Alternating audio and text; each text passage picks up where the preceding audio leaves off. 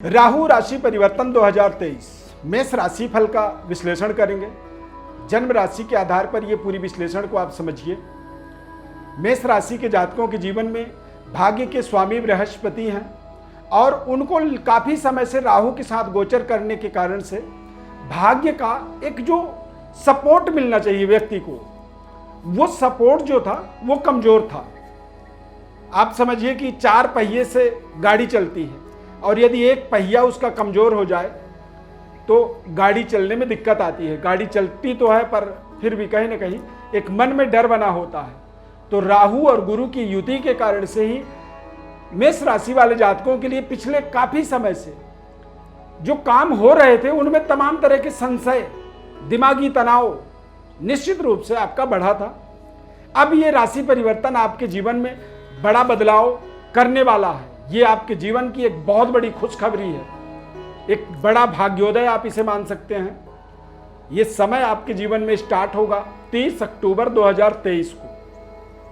18 मई 2025 तक ये लगातार अब आगे राहु मीन राशि में गोचर करेंगे। ये मेष राशि में थे तो मीन राशि में गोचर करेंगे और केतु का प्लेसमेंट आपके 6ठे भाव के अंदर हो जाएगा, यानी कि केतु 7वें भाव में, तो केतु का गोचर 6ठे भाव के अंदर हो जाएगा। अब यहां पर यदि देखा जाए तो इन दोनों ग्रहों का आपके जीवन पर कितना बड़ा सकारात्मक प्रभाव पड़ने वाला है या इससे क्या क्या चीजें आपके जीवन में बदल जाएंगी, पूरी विश्लेषण बहुत ध्यानपूर्वक इसे समझिए। बेहद ज्ञानवर्धक और आपके जीवन में एक बड़ी माइलस्टोन साबित करने वाला ये परिवर्तन साबित होगा। दिव्यरत्न ज्ञान चैनल में बहुत बहुत आपका हार्दिक स्वागत है। नमस्कार, जय माता दी। चैनल को आप जरूर सब्सक्राइब करिए और ज़्यादा से ज़्यादा लोगों तक शेयर भी से करें। फेसबुक पेज को देख रहे हैं तो आप वहां पर भी आप लाइक करें हमारे पेज को। हमारे इस चार्ट के माध्यम से आप समझिए, हमने एरो बनाया हुआ है कि राहु मेष राशि से निकल करके यानी कि आपके द्वादश भाव में 12वें घर में गोचर करेंगे और केतु 6ठे भाव में। राहु द्वादश भाव में जब गोचर करेंगे तो चंद्रमा से भी द्वादश भाव में चले जाएंगे, आपके राहु का गोचर हो जाएगा। तो निश्चित रूप से जो बृहस्पति के साथ आपके भाग्य में विघ्न उत्पन्न कर रहे थे, बाधा उत्पन्न कर रहे थे, वो बाधा यहां पर दूर होगी। स्वास्थ्य को लेकर के आपके जीवन में जो दिक्कतें थी, जो आपके मन में संशय था, उन संशयों को ये दूर कर देगा, यानी कि स्वास्थ्य में बहुत ज्यादा इसका प्रभाव पड़ने वाला है। स्वस्थ तंदुरुस्त आप अगले 18 महीने के लिए आप हो जाएंगे।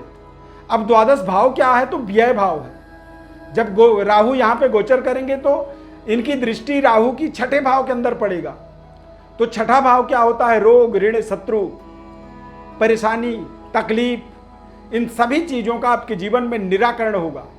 कई बार आप देखेंगे कि हम जीवन को बेहतर बनाने के लिए बड़ी बड़ी इन्वेस्टमेंट करते हैं, लेकिन उनके रिटर्न हमारे जीवन में 0 हो जाते हैं या उनका रिटर्न हमारे मन मुताबिक ना मिल पाने के कारण हम कहीं ना कहीं बेवजह कर्जों में बढ़ते चले जाते हैं, यानी कि कर्जे हमारे बढ़ते चले जाते हैं।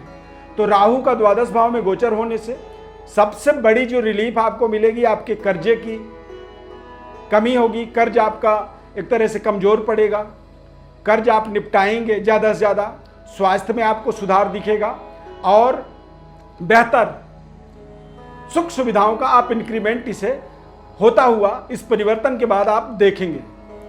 राहु की 5वीं दृष्टि और राहु की 9वीं दृष्टि 8वें भाव में भी राहु और केतु का प्लेसमेंट, ये क्रूर ग्रह होने के कारण, अशुभ ग्रह होने के कारण जब ये अशुभ स्थानों में गोचर करते हैं तो कहीं ना कहीं इसमें एक बेहद ताकतवर प्रभाव फल देने की एक शक्ति आ जाती है और हमारे जीवन में एक चमत्कारिक परिवर्तन वहां से होना शुरू हो जाता है। संबंध, रिश्तों को लेकर के कुछ जरूर परिवर्तन, बदलाव आप देख सकते हैं इस राहु के गोचर से, राहु के परिवर्तन से। परंतु इन्वेस्टमेंट के दृष्टिकोण से समय ठीक होगा। बहुत विचार करके, सोच करके और थोड़ी सी स्थिरता के कारण स्थिर होकर के अपने जीवन में आपको निर्णय करना है, क्योंकि जो आप अब यहाँ पे आगे परिवर्तन, बदलाव देखेंगे, भाग्य का एक सकारात्मकता देखेंगे और यदि आपने कोई गलत निर्णय की तो वो आपके लिए नुकसानदायक भी हो सकता है। द्वादश भाव व्यय का, यानी कि राहु व्यय भाव में बैठेंगे, मीन राशि में बैठेंगे। अब यहां पर देखिए 2 अपवाद आपको समझना होगा। 12वें घर में राहु को बहुत ज़्यादा अच्छा भी नहीं कहा जाता है और बहुत यहाँ पे इसको सकारात्मक फलादेश आपको तमाम यूट्यूबर्स ज्योतिषीय लोग जो है नहीं बताएंगे, परंतु इसमें एक सकारात्मक बात जो है उसे आप समझिए, क्योंकि ये मीन राशि में गोचर करेगा और मीन राशि देवगुरु बृहस्पति की राशि है, भाग्य का स्वामी बृहस्पति होता है। तो राहु और केतु ये दोनों ग्रह को छाया ग्रह माना जाता है, शैडो प्लैनेट, यानी कि ये जिस तरह के सानिध्य में होते हैं, जिस तरह के परिवेश में होते हैं, उसी तरह के रिजल्ट को ये जीवन में व्यक्ति को देते हैं। तो भाग्येश के राशि में होने के कारण से इसके अंदर एक भाग्योदय की पावर आ जाएगी। तो इसीलिए आप एक भरोसा विश्वास रखिए और इस तरह के नकारात्मक चीजों से थोड़ा सा मैं चाहूंगा कि आप दूर रहिए, क्योंकि कई बार क्या होता है ना कि यदि समय आपका अच्छा है, आपके जीवन में बहुत कुछ अच्छा होने वाला है, परंतु कुछ लोग आपके आसपास YouTube के माध्यम से, डिजिटल प्लेटफॉर्म के माध्यम से आपको कुछ नकारात्मक, आपकी निगेटिविटी आपके अंदर इंक्रीज कर देते हैं, बढ़ा देते हैं, तो वो आपके जीवन का सबसे बड़ा कहीं ना कहीं एक मिस्टेक हो जाता है, एक गलती हो जाती है। तो उस गलती से आप बिल्कुल दूर रहिए और ऐसे नकारात्मक चीज़ों को यदि कोई एक्सप्लेन कर रहा है, कोई आपको बता रहा है, तो आप सुने ही ना। आप ऐसे चीज़ों को स्किप कर सकते हैं, उन्हें आप अवॉइड कर सकते हैं। भाग्य का पावर राहु के अंदर एक्टिवेट होगा। राहु की दृष्टि आपके जीवन में आपके रफ्तार को बढ़ाएगा, आपके डेवलपमेंट, उन्नति को। और राहु कई बार जब सही समावेश में जब आता है तो ये एक बड़ी प्रॉस्पेरिटी, बड़ी समृद्धि और बड़ी सफलता, यश, कीर्ति को भी ये हमारे जीवन में देता है। राहु बदलेगा तो केतु भी बदलेगा और इन दोनों की जो दृष्टि है वो आपके जीवन में एक बहुत ही बड़ा माइलस्टोन को टच करने की, आपके जीवन में सफलता की कुंजी, सफलता की चाबी आपको देने वाला है। राहु का द्वादश भाव में गोचर होने से मेहनत थोड़ी आपको ज़्यादा करनी पड़ेगी, आपकी लायबिलिटी, जिम्मेदारियां बढ़ जाएंगी, आपके कार्य क्षेत्र में बढ़ोतरी होगा और पारिवारिक अशांति को भी ये शांति में परिवर्तन बदलेगा।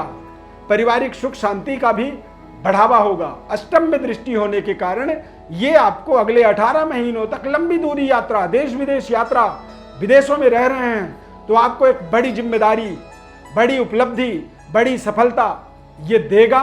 और इसलिए देगा क्योंकि बड़ी समृद्धि को पाने के लिए जब तक हम बड़े ओहदे पर, बड़े पोजीशन पर नहीं जाते हैं तो वहाँ पर हमें अपने समृद्धि को इंक्रीज करने का, बढ़ाने का मौका ही नहीं मिलता है। अब यहाँ पर द्वादश भाव में गोचर करने के कारण दैवी उपासना आपको उपाय के रूप में आप समझिए, दैवी उपासना करनी चाहिए। यदि आप पुरुष हैं तो महिलाओं के भावनाओं को ठेस न पहुँचने दें, किसी भी तरह के व्यवहार से महिलाओं का सम्मान करें।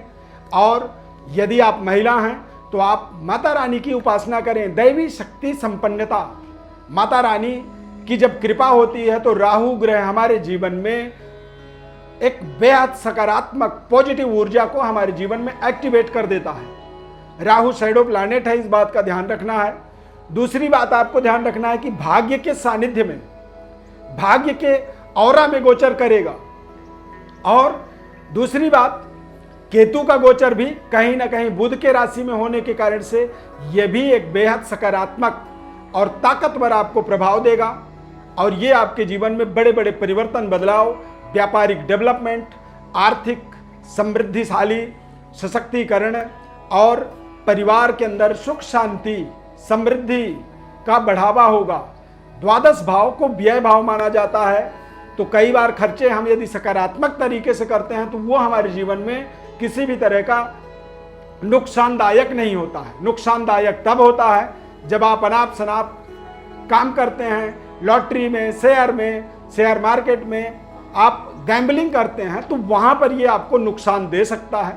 लेकिन एक उचित मार्ग पर चलने के लिए संकल्पित होकर के सही तरीके से इन्वेस्टमेंट करेंगे, ये 18 महीने आपके जीवन में बड़ा भाग्योदय आपका करने वाला है। ये आपके जीवन में बड़ी स्टेबिलिटी करेगा।